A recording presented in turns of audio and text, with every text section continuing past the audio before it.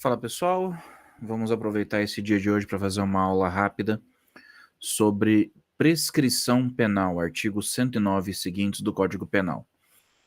Bem, esse é um tema extremamente importante que demanda nossa atenção, porque a prescrição, como a gente já bem viu, é uma das causas de extinção da punibilidade. E ela representa, basicamente, no âmbito do direito penal brasileiro, como uma perda do poder do Estado de exercer aquilo que nós chamamos de pretensão punitiva. Como assim a pretensão punitiva? A pretensão de você poder processar alguém, de você poder julgar o indivíduo por uma infração penal, de executar uma sanção que já tenha sido definitivamente imposta. Ou seja, passou um prazo, houve um lapso temporal, e o Estado tem prazo para tudo nessa vida, e o Estado não conseguiu exercer essas prerrogativas. Ele não conseguiu fazer o papel dele, ele não conseguiu julgar em tempo hábil, ele não conseguiu punir em tempo hábil, então ele perde esse direito. Juridicamente falando, tá, a prescrição penal ela começa ali no artigo 109 do Código Penal, mas a primeira menção a ela, como nós falamos, está no artigo 107, para ser mais exato, ali no inciso 4, ao lado da perempção e da decadência. Ela é classificada como uma causa extintiva da punibilidade, como nós já falamos, né? E a sua natureza é predominantemente de direito material. O que isso significa? Isso significa que ela afeta diretamente a possibilidade da prisão do sujeito. Ou seja, ela vai ter ali uma situação que implica na mera possibilidade de você simplesmente não receber mais a pena em razão daquela inércia que o Estado praticou. Bem, o primeiro dispositivo que a gente tem que ver e que trata é o artigo 109, tá? O artigo 109 do Código Penal, ele fala que a prescrição, antes de transitar em julgado a sentença final, antes de transitar em julgado a sentença final, salvo o que dispõe o parágrafo 1º do artigo 110, que é uma outra situação que a gente vai ver daqui a pouquinho, regula-se pelo máximo da pena privativa de liberdade cominada ao crime. Bem, primeira coisa que eu quero que vocês já anotem com relação a esse artigo 109 é que o artigo 109 ele fala sobre a prescrição da pretensão punitiva. Ele trata daquilo que nós chamamos de prescrição da pretensão punitiva. Na prescrição da pretensão punitiva, o que acontece? Eu vou anular todos os efeitos de uma eventual sentença condenatória que ainda não transitou em julgado, que ainda não foi sequer prolatada, para ser sincero.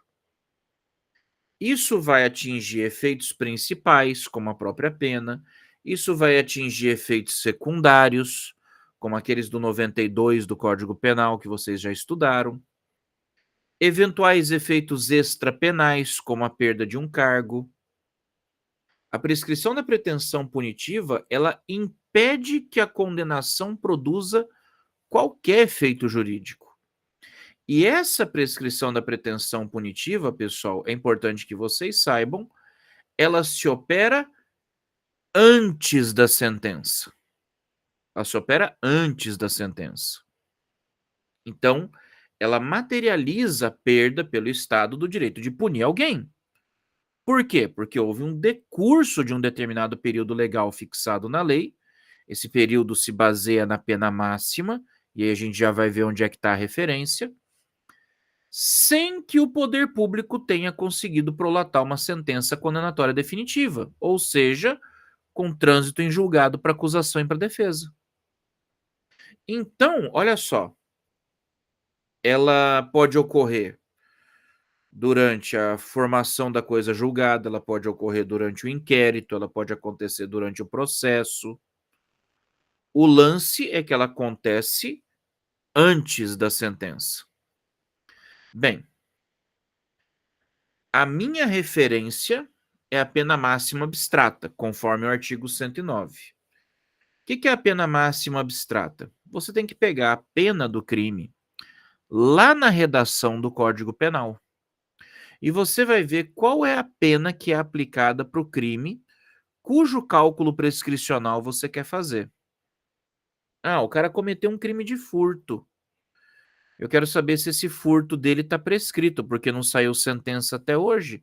Você vai lá no artigo 155.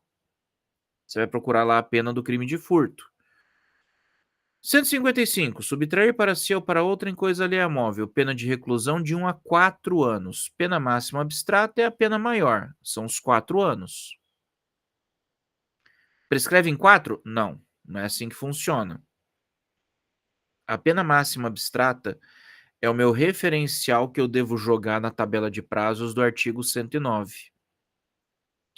O artigo 109, ele traz a quantidade de prazo prescricional para cada pena máxima abstrata. Então você pega ali, por exemplo, no inciso 1, são 20 anos para prescrever o crime, se a pena máxima abstrata for maior que 12 anos. É o que acontece, por exemplo, num crime como o homicídio, cuja pena máxima abstrata é 20 anos na sua forma mais simples. Vai haver a prescrição em 16 anos se a pena máxima for acima de 8 até 12. Prescreve em 12 anos se o máximo da pena for acima de 4 até 8. Prescreve em 4 se o máximo da pena é igual a... Não, pulei coisa aqui. Eu estou lendo aqui o artigo. Em 20 anos, se o máximo da pena é superior a 12. Em 16, se o máximo da pena é superior a 8 e não excede 12. Em 12, se o máximo da pena é superior a 4 e não excede 8, ou seja, até 8. Em 8, se o máximo da pena é superior a 2 e não excede 4, seria o caso do furto. O furto, então, prescreve em 8 anos. Em 4 anos, se o máximo da pena é igual a 1 ano, sendo superior, não excede a 2. E em 3 anos, se o máximo da pena for inferior a 1. Ou seja, se a pena for igual a 1 até 2, prescreve em 4. Abaixo de 1, prescreve em 3. O menor prazo prescricional são 3 anos. Vocês têm noção disso? O menor prazo prescricional são 3 anos. E isso para crimes cuja pena máxima é abaixo de 1 ano. Crimes que, no geral, a gente trata como crimes de menor potencial ofensivo, que se bobear, vão virar pena alternativa, vão virar suspensão do processo, vão virar restritiva de direitos. Por isso que a gente costuma comentar aqui, olha, é difícil você enxergar uma prescrição de um crime muito grave. Tenta imaginar o Estado não conseguir processar o sujeito em 20 anos, em 16 anos, em 12 anos. A prescrição da pretensão punitiva, gente, ela vai ter o seu prazo prescricional, então, determinado com base na pena máxima da pena privativa de liberdade em abstrato. E aí eu pego a regra do artigo 109, que é essa tabela que vocês estão vendo, vocês não têm que decorar esses prazos, vocês têm só que lembrar onde é que eu vou encontrar os prazos prescricionais, no artigo 109, pega o código e vai lá consultar. Esse artigo 109 traz a tabela dos prazos progressivos que estão diretamente relacionados com a gravidade da pena máxima prevista para o crime. Quanto mais grave o crime, mais tempo para que ele possa prescrever. A gente teve algumas atualizações com o tempo, né? O prazo prescricional aumentou um pouquinho lá em 2010, mas isso não é relevante a gente mencionar agora. O que é relevante a gente comentar, pessoal, é que eu já sei os prazos prescricionais. Eu já sei os prazos. Ok? Ok? Beleza. Agora eu tenho que saber a partir de onde que eu vou começar a contar, né? Não é isso? Então, eu preciso de um termo inicial. E o termo inicial vai variar de acordo com a situação. Via de regra, o prazo prescricional começa a contar do dia que o crime foi consumado. A gente adota a teoria do resultado, tá? Essa informação vocês vão encontrar no artigo 111 do Código Penal. Se você pega o artigo 111, lá está dito: a prescrição antes do trânsito em julgado, ou seja, a prescrição da pretensão punitiva, começa a correr, inciso 1, do dia em que o crime se consumou. Beleza. Essa é a minha regra geral. Agora, o mesmo artigo 111 vai trazer algumas exceções, que são situações que eu preciso saber para poder fazer o cálculo de forma correta. Por exemplo, eu falei que o prazo começa a contar do dia da consumação do crime. Legal. E se for tentativa? Artigo 14, inciso 2 do Código Penal. Aquele crime que não se consuma por motivo alheio à vontade do agente. No caso de tentativa, o prazo começa a correr do dia em que cessou a atividade criminosa, ou seja, do dia em que foi realizado o último ato executório do agente. O cara atirou em mim no dia 12 de abril de 2007, o prazo prescricional começa a correr em 12 de abril de 2007. E eu tô vivo. Então eu vou pela data do último ato executório, é o inciso 2. E se for crime permanente? Crime permanente é aquele que a gente já viu, né? Aquele que a consumação se prolonga no tempo. É o caso de crimes como sequestro e cárcere privado, por exemplo. A gente aprendeu que nos crimes permanentes, a data do fato é a data do término da conduta. Não é do início, é do término. Então, eu sequestrei o fulano no dia 10 de maio e soltei o fulano no dia 1º de junho. A data do fato vai ser o dia 1º de junho. Então, no caso dos crimes permanentes, o prazo prescricional ele começa no dia em que cessou a permanência da conduta delituosa. Então, usando esse mesmo exemplo do sequestro que eu acabei de dar para vocês, eu começo a contar o prazo prescricional do dia que a vítima foi libertada. É a partir dali que eu começo a contar a prescrição. É o inciso 3 do artigo 111. Aí tem prazo prescricional para alguns crimes específicos, tá? Casos, por exemplo, de bigamia, falsificação ou alteração de assentamento de registro civil, que é o inciso 4, e para os crimes contra a dignidade sexual, tá? Que esse foi uma mudança que eu achei bem legal que aconteceu em 2012. No caso de bigamia e falsificação de registro de assentamento civil, é da data em que o fato se tornou conhecido pela autoridade pública. Então não vai ser nem pela data da consumação, nem pela data da tentativa. Não, o negócio é o seguinte: o cara falsificou o assentamento de registro civil. Ou o cara contraiu um segundo casamento. Descobriram isso um ano depois. É a partir da data da descoberta que você começa a contar a prescrição. Para esses casos em particular, tá? Nos crimes contra a dignidade sexual de crianças e adolescentes, essa mudança eu achei extremamente positiva. Porque a gente fala que geralmente o prazo começa a correr do dia que você consumou o crime, né? Só que muitas vezes esses crimes sexuais que são praticados contra crianças e adolescentes, a criança e o adolescente, ele não tem a noção do que acabou de acontecer com ele. Muitas vezes ele não percebe nem que foi vítima do crime. Então o que acontece? E essa é a hipótese do inciso 5. Antes de transitar em julgado a sentença, ou seja, na prescrição da pretensão punitiva, o prazo prescricional só vai começar a correr nesses casos na data em que a vítima completar 18 anos.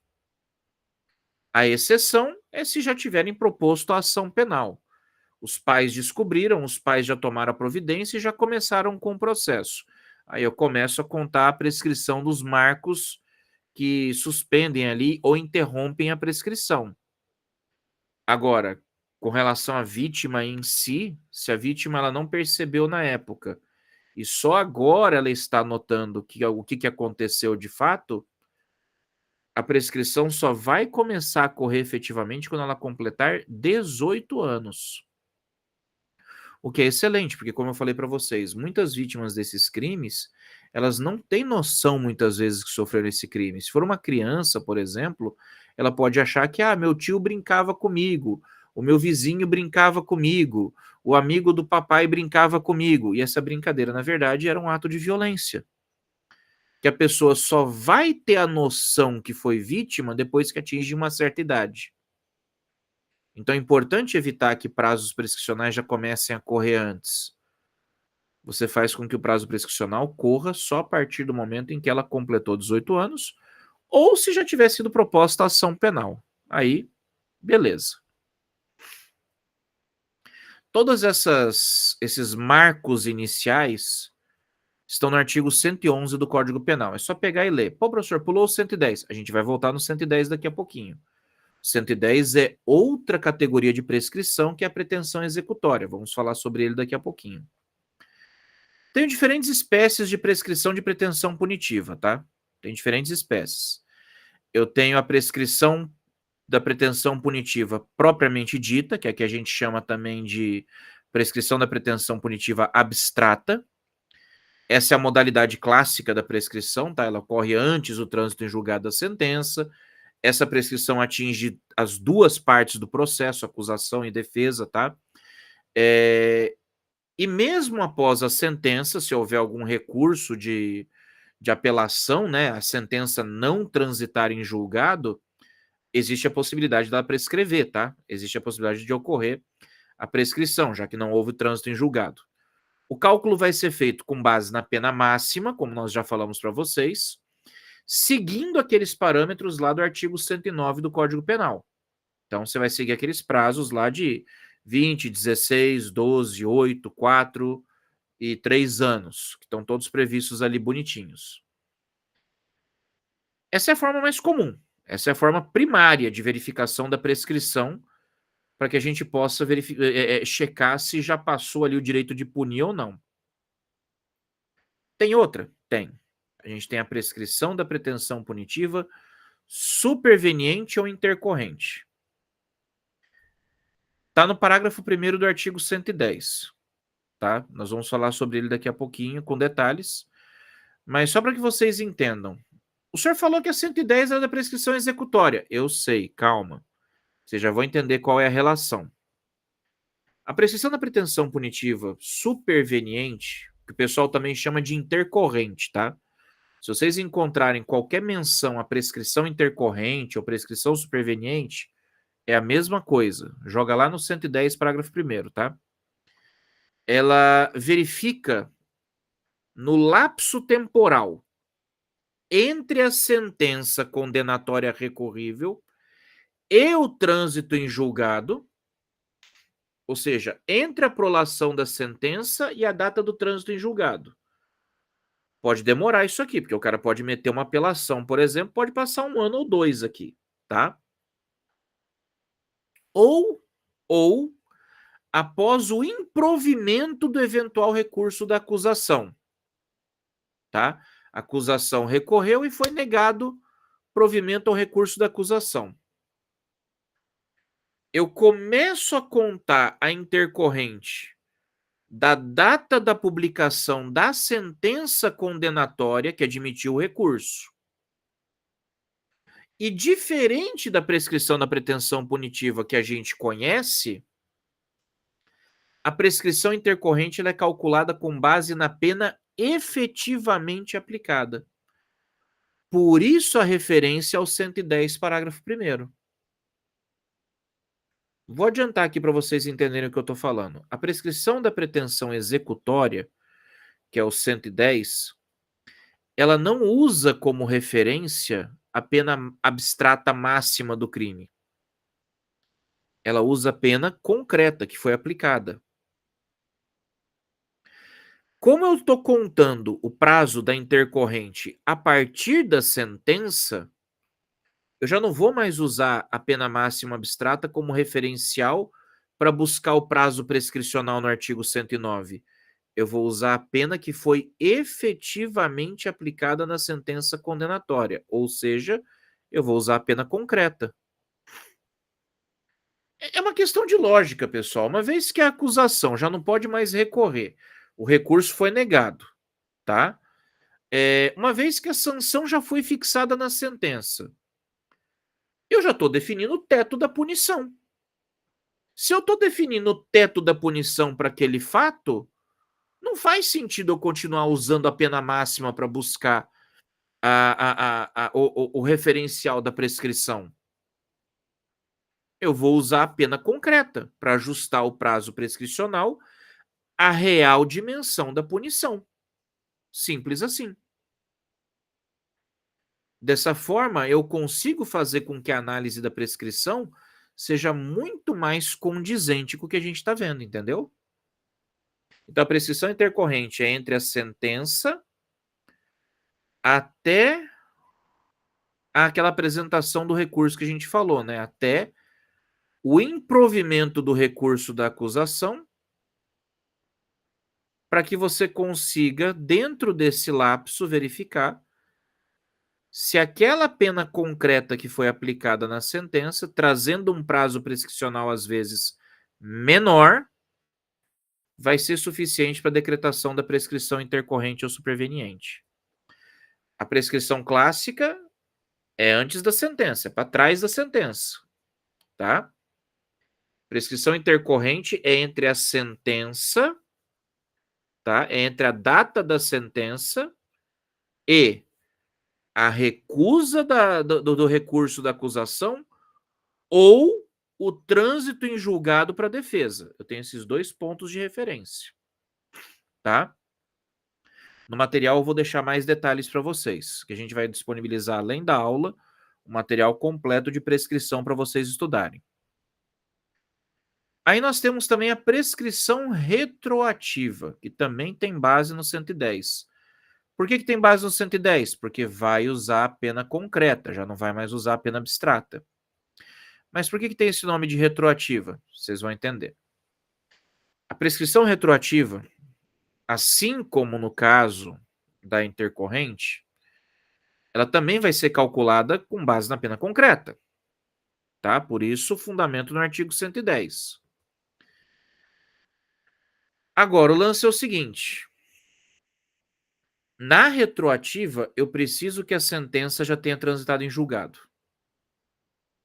E não pode ter rolado a prescrição intercorrente. A sentença agora aqui já é definitiva. Na intercorrente não era. Aqui é. E aí, o que eu vou fazer? Eu vou meio que pegar o prazo da sentença concreta e eu vou jogar nos prazos, nos intervalos prescricionais anteriores à sentença. Então, olha só. Eu tenho, por exemplo, que calcular a prescrição entre a denúncia e a sentença. Só dando um exemplo, tá? E aí eu pego aquele prazo que foi definido pela pena máxima abstrata. Vamos pegar o caso do furto, tá? 4 anos, prescreve em 8. Prescrição da pretensão punitiva, vai prescrever em 8. Entre a denúncia e a sentença, não se passaram 8 anos, então não teve prescrição da pretensão punitiva. Saiu a sentença, o cara foi condenado a 1 ano de prisão. E a sentença transitou em julgado. Pela tabela, 1 ano prescreve em 4 anos, não prescreve em 8. O que a retroativa vai fazer? Eu vou pegar de novo entre o intervalo da denúncia e da sentença, e ao invés de ver se foram passados 8 anos, agora eu vou ver se passaram 4 anos. E se tiver passado 4 anos, adivinha só, vai ter a prescrição retroativa. Então, a prescrição retroativa ela tem uma peculiaridade. Ela permite que você olhe para o passado. Como assim olhe para o passado? Você vai verificar se o prazo prescricional, que vai ser apurado com base na pena concreta, transcorreu em períodos anteriores à prolação da sentença condenatória. Ou seja, eu vou analisar o lapso temporal entre a data do recebimento da denúncia e da queixa com a data da publicação da sentença condenatória recorrível, usando como referência a pena concreta.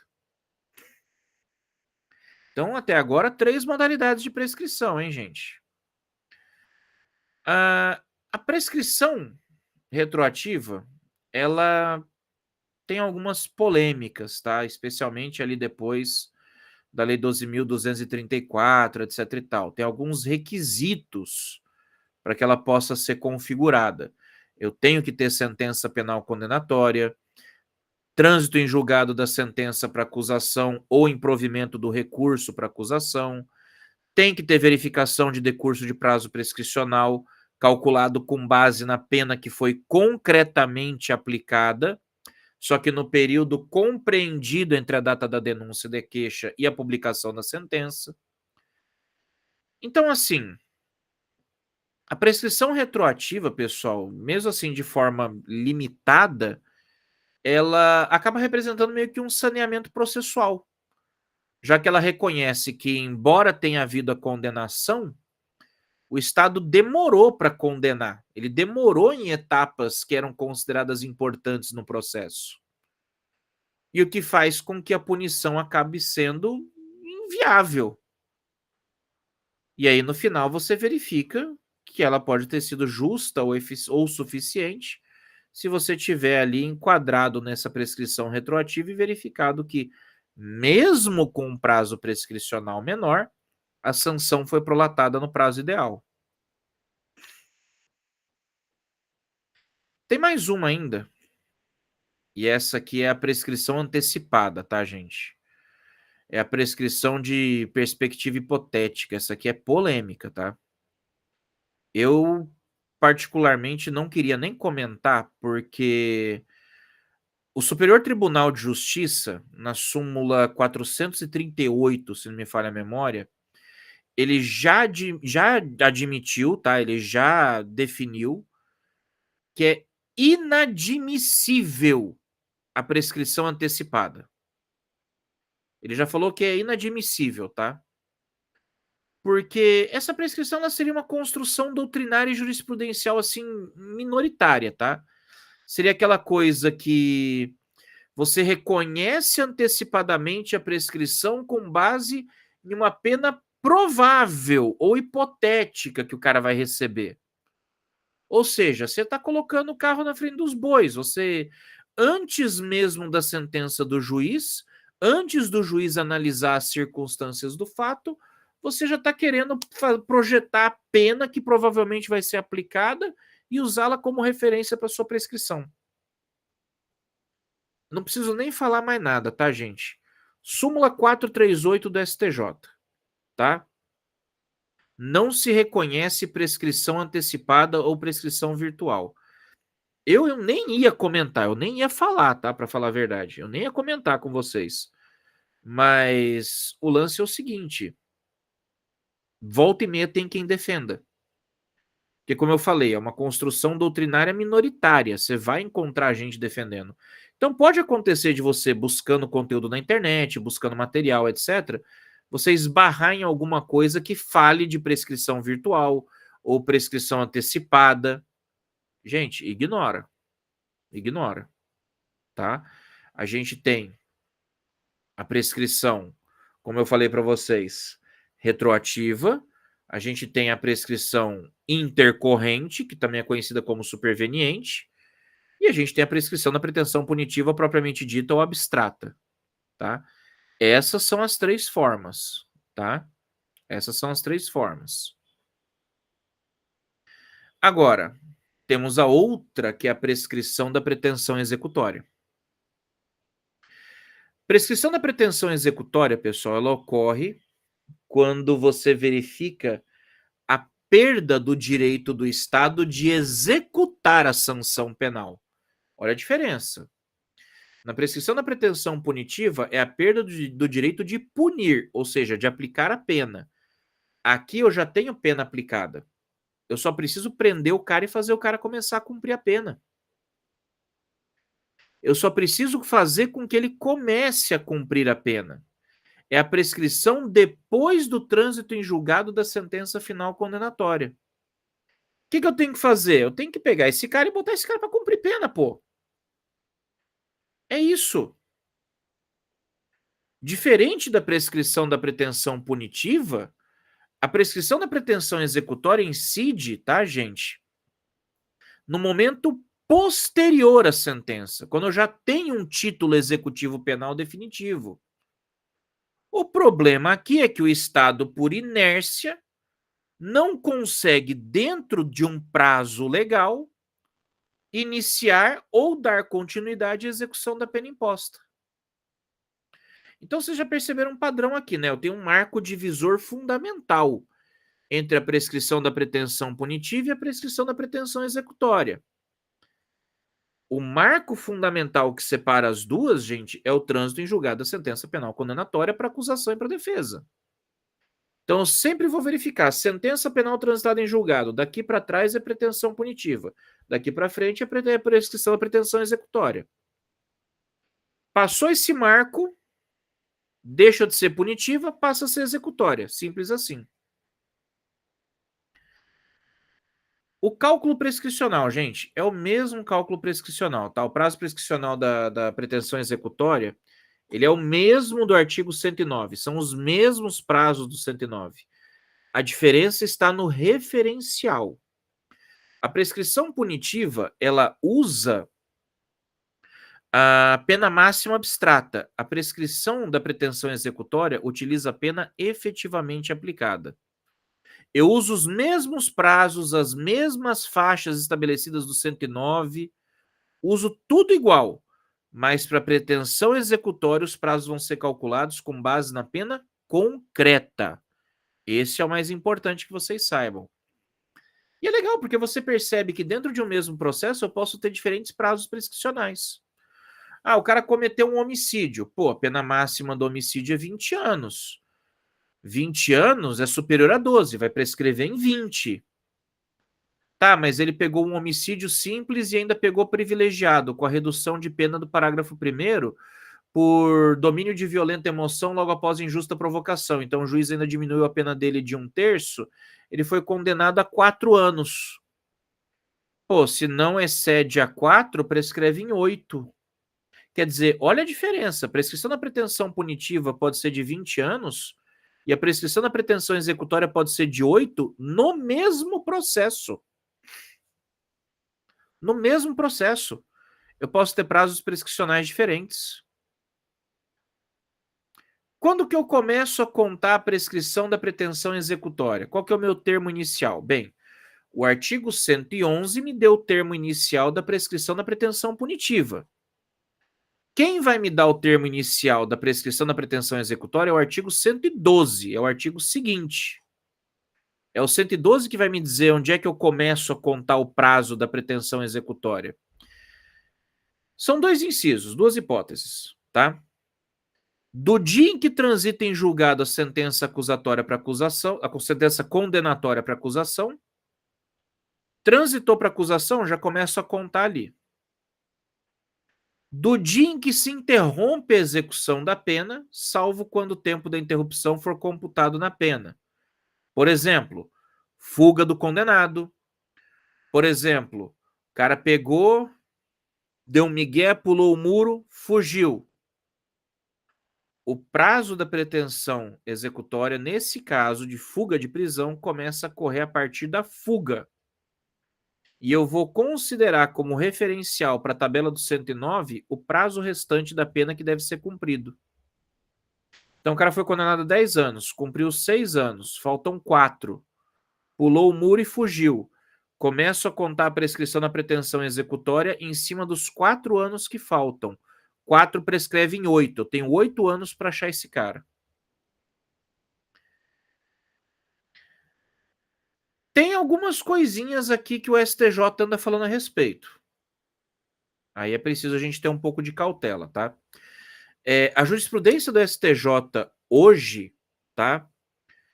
Ele busca uma certa uniformização, usando ali a tese de que o termo inicial para contagem da prescrição executória tem que ser a data do trânsito em julgado para a sentença para as duas partes, tá? Então, cuidado com esse pequeno detalhe. Como eu falei para vocês, o inciso 1 do artigo 112, se você pegar lá, está escrito literalmente, ó. No caso do artigo 110 desse código, a prescrição começa a correr, inciso 1, do dia em que transita em julgado a sentença para acusação. Beleza. Só que o STJ já chegou e falou o seguinte, olha, vamos fazer o seguinte, vamos começar a contar quando transitar em julgado para acusação e para defesa também. Esse entendimento jurisprudencial, ele acaba mudando a interpretação do dispositivo legal, no sentido de buscar mais segurança jurídica, porque aí você passa a definir um marco único para o início da contagem de prazo da prescrição executória. O próprio STF também já fixou, tá? Tema 788, eu vou colocar no material para vocês, que o prazo da pretensão executória tem que começar quando transitar em julgado para as duas partes, não só para uma, tá?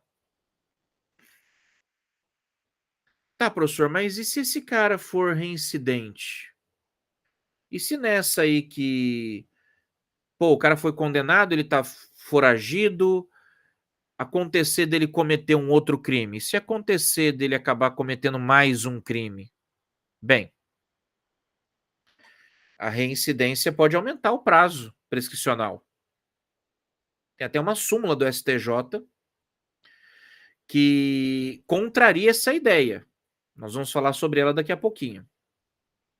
Mas vamos lá. O artigo 110 caput do Código Penal diz o seguinte, que se o condenado já for reincidente, os prazos de prescrição da pretensão executória, tá, que vão ser calculados em cima da pena concreta, vão ser aumentados de 1/3. Isso está no 110 caput. Veio o STJ, súmula 220, para dizer o seguinte, que a reincidência não influencia no prazo de prescrição da pretensão punitiva. Então, olha a ressalva. Olha a ressalva. Você pega o 110, vamos pegar aqui o 110.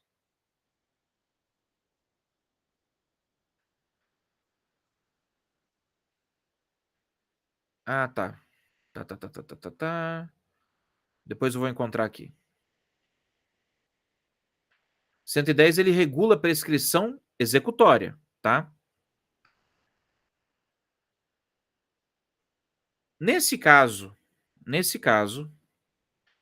o acréscimo de 1/3 no prazo prescricional, em razão da reincidência, gente, ele não pode atingir a prescrição da pretensão punitiva, que é aquela que se opera antes da sentença. Ele só pode operar na prescrição da pretensão executória, após a sentença. Tá? O STJ fez questão de colocar essa diferença. Súmula 220. Vou jogar no material para vocês também. Para evitar que houvesse uma interpretação extensiva que pudesse prejudicar o sujeito no cálculo prescricional antes da sentença. Isso é importante. A gente pode aumentar o prazo se o cara for reincidente na hora da execução da pena. Antes da execução, não.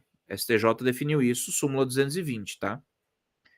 Geralmente essas exceções vocês não têm na lei, então é importante que vocês saibam o que os tribunais superiores estão falando. Vamos lá. Regras comuns e causas modificadoras do prazo prescricional. Tem regra para modificar o prazo? Tem. Tem. A gente pode pegar aqui, ó, por exemplo, causas suspensivas da prescrição, que estão no artigo 116. Tá? Quando eu falo de causa suspensiva da prescrição, tá? Eu estou falando que ela suspende o prazo, ela paralisa o prazo prescricional. E essa suspensão, essa paralisação do prazo, vai durar enquanto durar a situação que deu origem.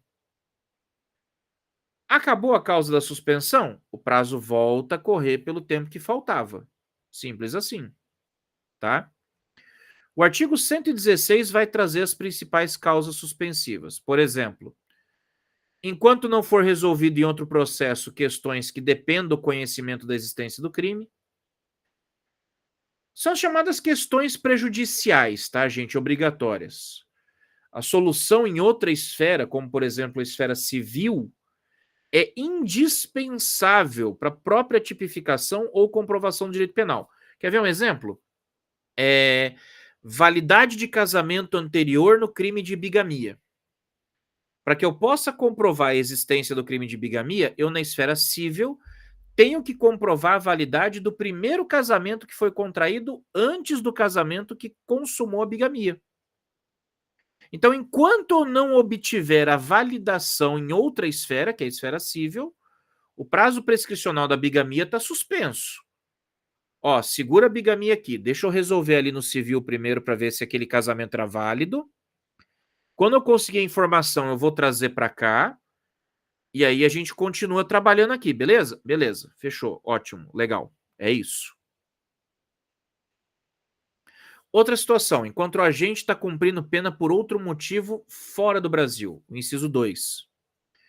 Se o indivíduo está preso em outro país, o prazo prescricional para os crimes que ele cometeu aqui no Brasil ficam suspensos. Quer dizer, o cara comete um monte de crime no Brasil, foge, vai para fora do Brasil. Fora do Brasil, comete um crime e acaba preso. Tá preso fora do Brasil. Sei lá quando é que ele vai conseguir voltar aqui. Ah, pelo menos o que eu fiz lá no Brasil vai prescrever, né? Não vai, não. Não vai prescrever, não, amigão. Vai ficar suspenso até o dia que você possa vir para cá. Temos outras causas suspensivas de prazo prescricional que não estão na lei? Temos. Importante que vocês saibam. Por exemplo, a suspensão condicional do processo, do artigo 89 da Lei 9.099. Durante o período da suspensão condicional do processo, enquanto você estiver cumprindo medidas alternativas, o prazo prescricional fica suspenso. A suspensão do processo do artigo 366 do Código de Processo Penal, que ocorre quando o réu ele é citado por edital e ele não comparece, não constitui advogado. Suspende aqui. O STJ, na súmula 415, ele firmou o entendimento que o período dessa suspensão vai ser regulado pelo prazo máximo da pena, tá? Então, a suspensão ela não vai ser indeterminada, no caso do 366. Ela vai ser limitada ao prazo prescricional, tá? Aí pode acontecer de correr a revelia. Acusado estrangeiro que tem endereço certo, artigo 368 do Código de Processo Penal. Se o réu, por exemplo, se encontra em um local conhecido, só que esse local conhecido, esse endereço certo, está fora do país, ele vai ser citado mediante carta rogatória. Carta rogatória é um ato de comunicação processual para que você possa encontrar pessoas e realizar atos fora do país.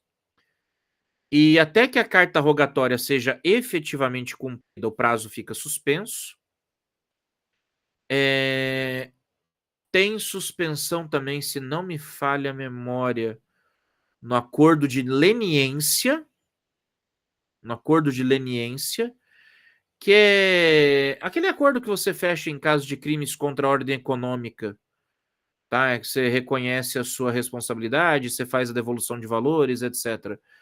Quando você fecha esse acordo, a prescrição fica suspensa, que aí você tem que cumprir o acordo, você tem que cumprir os termos do acordo, né? Você não pode usar o termo de leniência para ganhar tempo e forçar a prescrição. Tem mais uma hipótese ainda. Eu lembro que são 5 no total, são 6 no total. Estrangeiro fora do Brasil, acordo de leniência, citação por edital, suspensão do processo. Tem mais uma. Crimes contra a ordem tributária, tá, gente?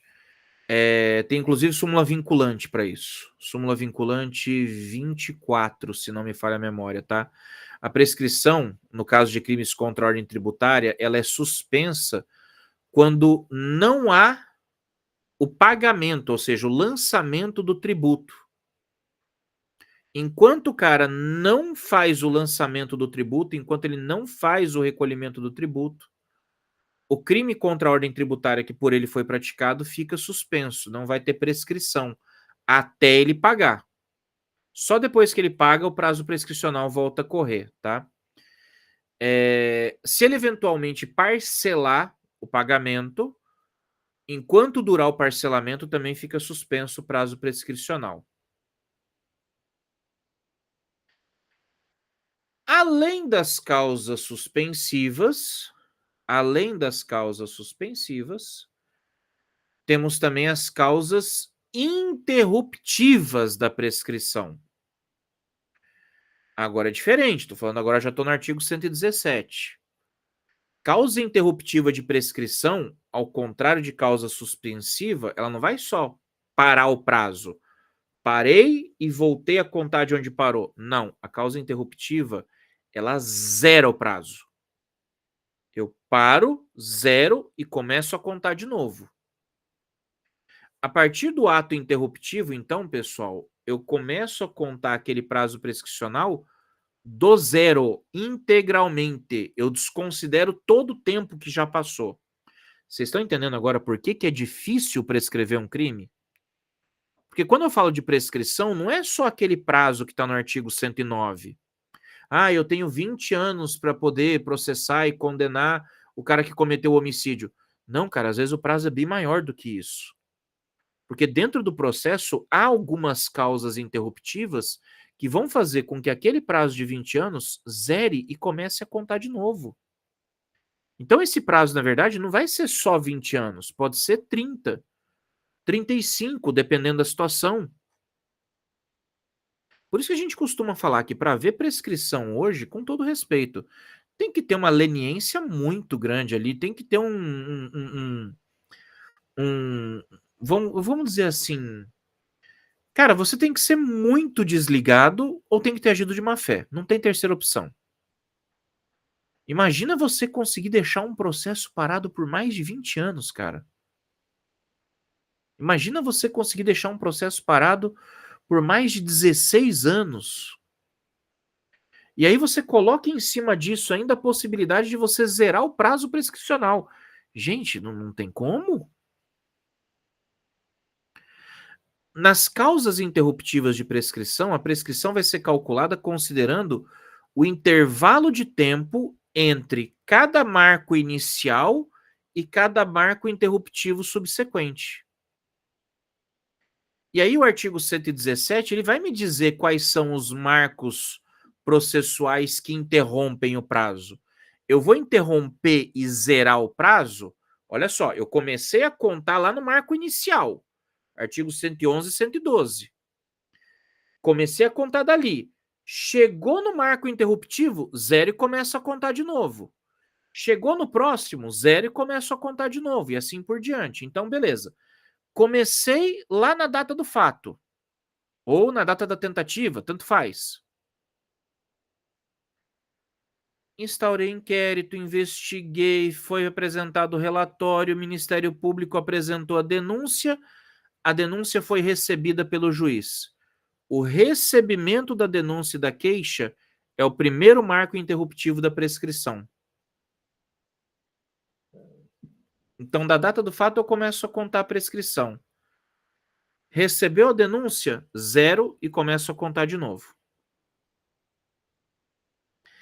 Aí o inciso 2 do artigo 117, ele fala da pronúncia. Pronúncia, ela é exclusiva para crimes dolosos contra a vida, tá, gente? Ela é do procedimento especial do tribunal do júri. No caso de crimes dolosos contra a vida, a decisão de pronúncia é aquela que vai mandar o cara para o júri.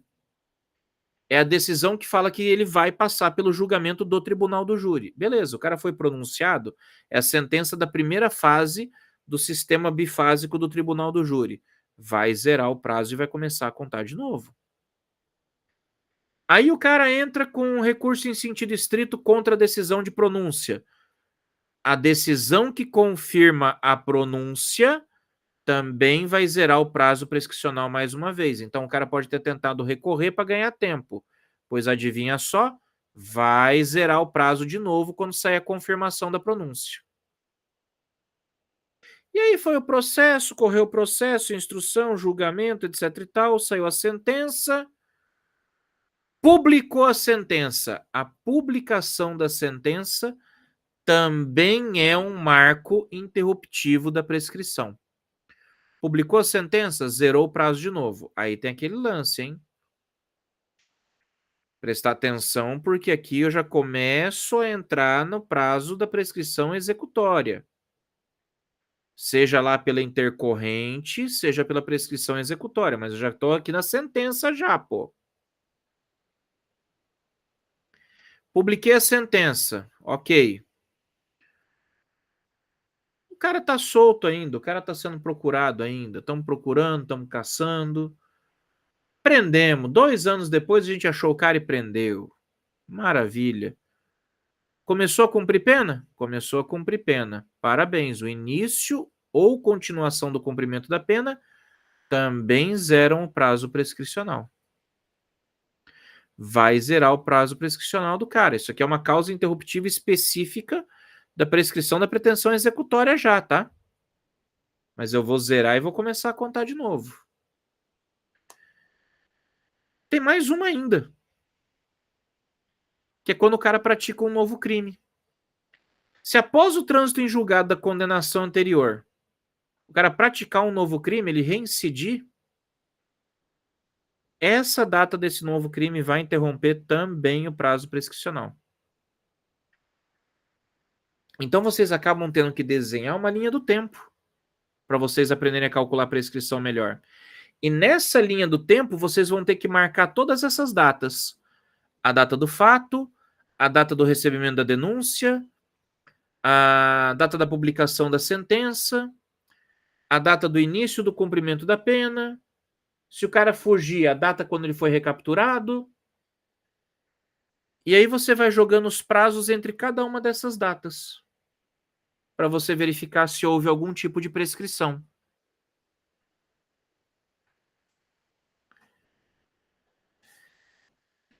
Olha só.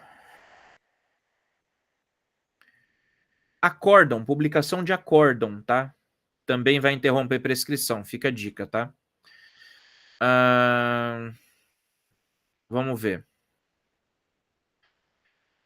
Voltando agora um pouquinho, porque a gente foi para o 116 e 117, a gente troca a ordem para fins didáticos, tá? Volta um pouquinho ali no 115 agora, tá? 115 é uma situação meio polêmica. Porque assim, ele tá lá, ele vale, mas ele é fruto de uma desatualização da lei. E eu tenho que contar a história dele para vocês. O artigo 115 do Código Penal, ele traz a possibilidade de redução do prazo prescricional pela metade.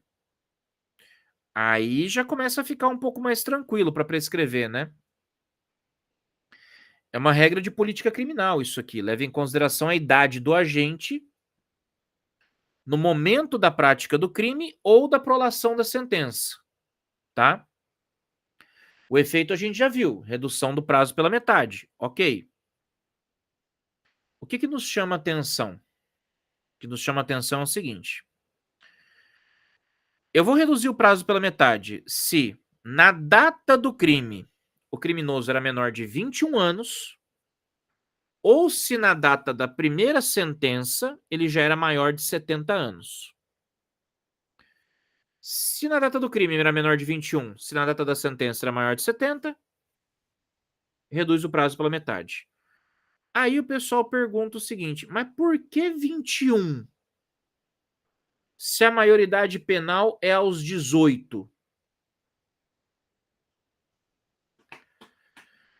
Porque o artigo 115 está baseado na maioridade civil do Código Civil de 16. O Código Civil de 1916, ele estabelecia a nossa maioridade civil aos 21 anos. A maioridade civil era aos 21 anos. E aí, o que aconteceu? Se o cara fosse menor de 21, ele era relativamente incapaz, então eu podia diminuir o prazo prescricional dele pela metade. Veio o Código Civil de 2002, mudou essa regra, nossa maioridade civil agora é aos 18, mas o direito penal manteve essa questão do menor de 21 e ficou e está valendo e é aplicado até hoje. Você não pode considerar a maioridade civil dos 18, porque seria uma analogia em Malam Partem, então essa regra está valendo e vida que segue. Paciência. É só para vocês saberem de onde é que o legislador tirou esses 21 que estão aí no 115, tá, gente? Esse artigo ele passou pela mini-reforma de 84.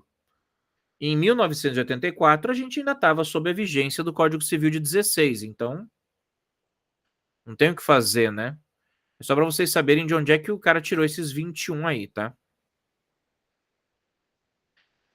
Voltando mais um pouquinho agora, no 114, para a gente falar da prescrição da pena de multa. Pena de multa também é pena, pô. Só que como é que eu vou calcular? Porque eu não tenho um tempinho ali de pena para poder jogar na tabelinha do 109.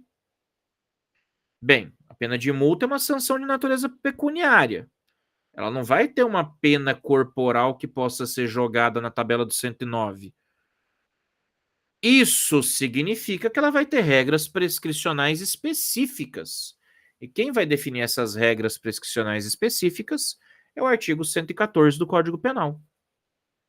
Basicamente, o 114 fala o seguinte: que o prazo prescricional da pena de multa vai ser de 2 anos, quando a multa for a única pena que foi aplicada no crime, ou a única pena cominada. Ou seja, a única pena que o cara recebeu foi multa, ele não recebeu mais nada, tá? A única pena aplicada foi multa. 2 anos. Acabou. Agora, se ele recebeu uma pena privativa de liberdade, mais uma pena de multa, ou se ele recebeu uma pena privativa de liberdade, e a pena privativa de liberdade foi substituída por multa, como hipótese do 155, parágrafo 2º, só para dar um exemplo, tá?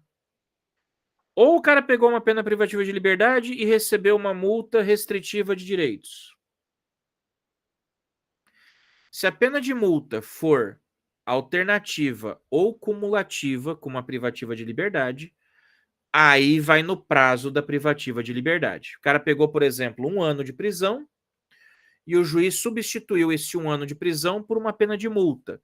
Eu vou pegar o prazo prescricional de uma pena de 1 ano, ou seja, 4 anos. Tá? Então, para pena de multa, são duas situações. São duas situações. Aplicou sozinha, só ela, só a multa, autônoma, 2 anos. Apliquei a multa, mas ela veio para substituir uma restritiva de direitos ou ela veio para ser aplicada cumulativamente com uma privativa de liberdade? Ela foi substituída por restritiva de direitos ou foi aplicada cumulativamente com a privativa de liberdade? Aí eu vou no prazo da privativa de liberdade, tá? Regra do 114, inciso 2. O artigo 118, tá? Estamos arrematando, estamos terminando. Ele vem para estabelecer uma regra geral de que as penas mais leves prescrevem junto com as mais graves, tá? Ele traz essa regra. Só que a natureza jurídica da pena de multa, que a gente acabou de ver aqui, né, gente, vai fazer com que a gente tenha aí um certo probleminha no que tange esses prazos. O STJ, por exemplo, ele tem entendido que o prazo prescricional para cobrança de multa tem que continuar seguindo a regra do 114, tá?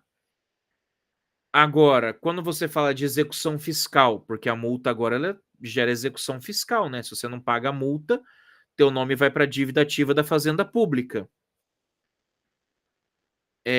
Para execução fiscal, você já pode usar prazos como o da lei de execução fiscal, que é até 5 anos. Então, assim, existe essa discussão hoje com relação à prescrição da pena de multa. por conta da mudança que foi incluída em 84, depois da assinatura do Pacto de São José da Costa Rica.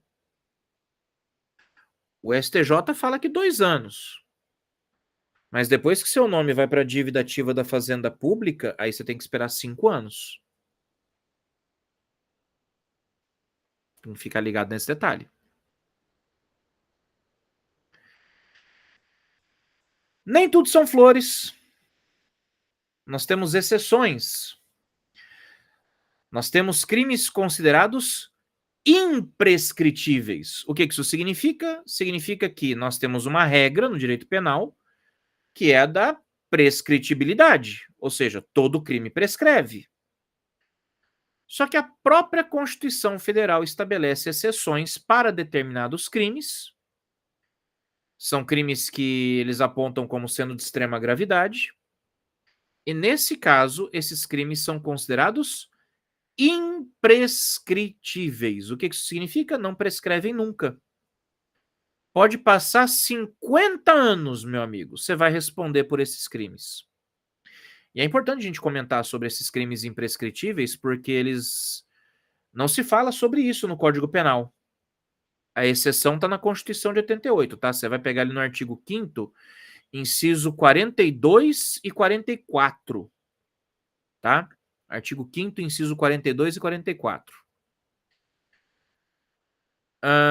Crime de racismo, tá no 42. Ele é inafiançável e imprescritível. Nós temos uma lei própria para isso. Lei 7.116 ou 7661? Não lembro agora. Deixa eu só confirmar para vocês para não dar informação errada, né?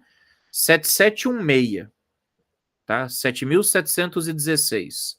É a lei do racismo, tá?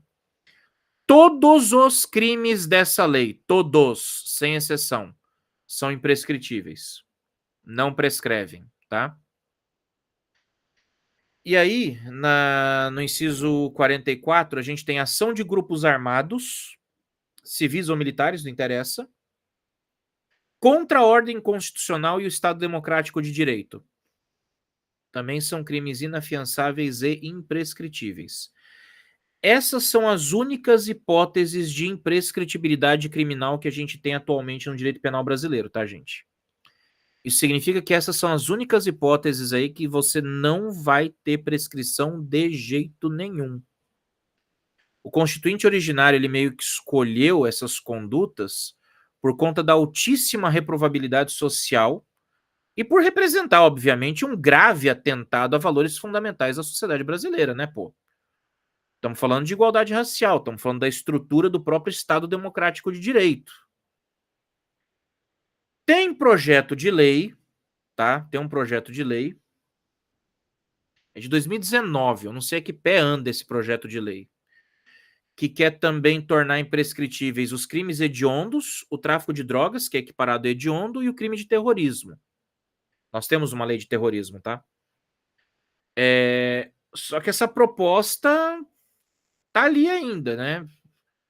Tem gente que fala que é inconstitucional, porque a imprescritibilidade é exceção definida em cláusula pétrea, então você não poderia ficar estendendo esse rol para qualquer situação, que isso precisaria ser feito por meio de emenda constitucional, não deveria ser por lei.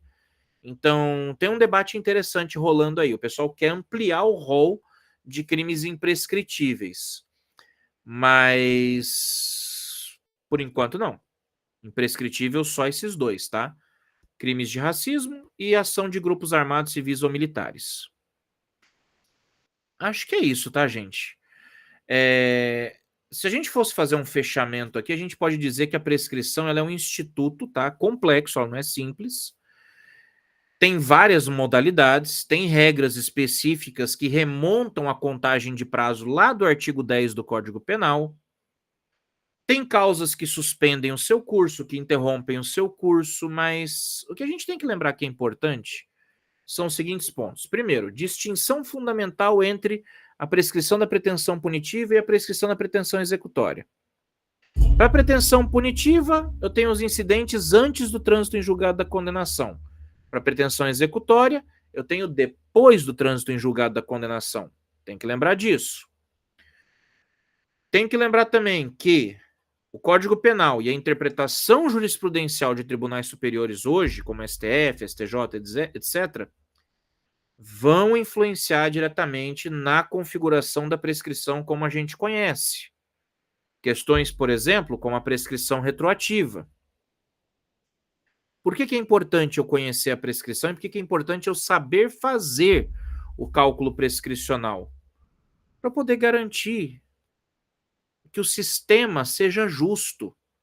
Para eu garantir que o sistema de justiça criminal atue dentro de prazos que sejam razoáveis. Eu não estou só concretizando o princípio da segurança jurídica, eu também estou assegurando a duração razoável do processo e o respeito aos direitos fundamentais do acusado. Por outro lado, essa morosidade do Estado, seja na fase de inquérito, processual, tanto faz, pode acabar levando à extinção da punibilidade pela prescrição.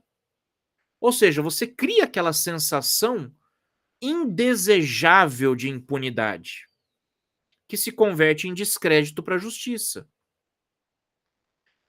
Tenho que prestar atenção nas alterações legislativas, especialmente na dinâmica jurisprudencial, que vocês estão vendo que tem coisa rolando aí. Tenho que prestar atenção nas súmulas que a gente mencionou para vocês, e eu vou tomar o cuidado de colocá-las no material para vocês.